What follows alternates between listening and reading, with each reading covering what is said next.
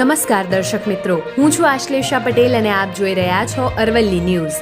વિશ્વ એઇડ્સ દિન ઉજવણીના ભાગરૂપે મોડાસા સબ જેલમાં એઇડ્સ જાગૃતિનો વિશેષ કાર્યક્રમ યોજાયો હતો.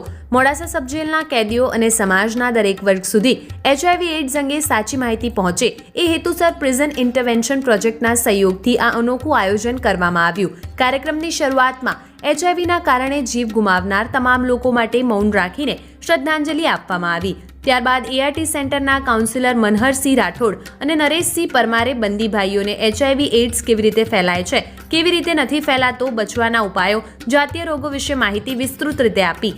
સાથે TB રોગ 1097 ટોલ ફ્રી હેલ્પલાઇન સેવા અને હેપેટાઇટિસ B તેમજ હેપેટાઇટિસ C અંગે પણ માર્ગદર્શન આપ્યું હતું.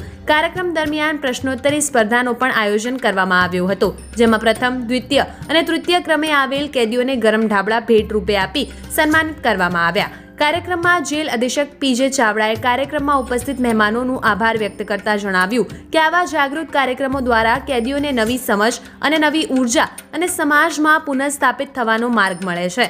આ જાગૃતિ કાર્યક્રમમાં જેલ અધિક્ષક PJ Chavda, ART counsellor Manharsinh Rathod, project coordinator Dharmendrabhai Tarar, PPC coordinator Nareshsinh Parmar તેમજ સબ જેલનો સ્ટાફ ઉપસ્થિત રહ્યો હતો અને મોડાસા સબ જેલના 130 જેટલા કેદીઓએ એઇડ્સ જાગૃતિ કાર્યક્રમનો લાભ લીધો હતો. વૈભવ રાઠોડ, અરવલ્લી ન્યૂઝ, મોડાસા.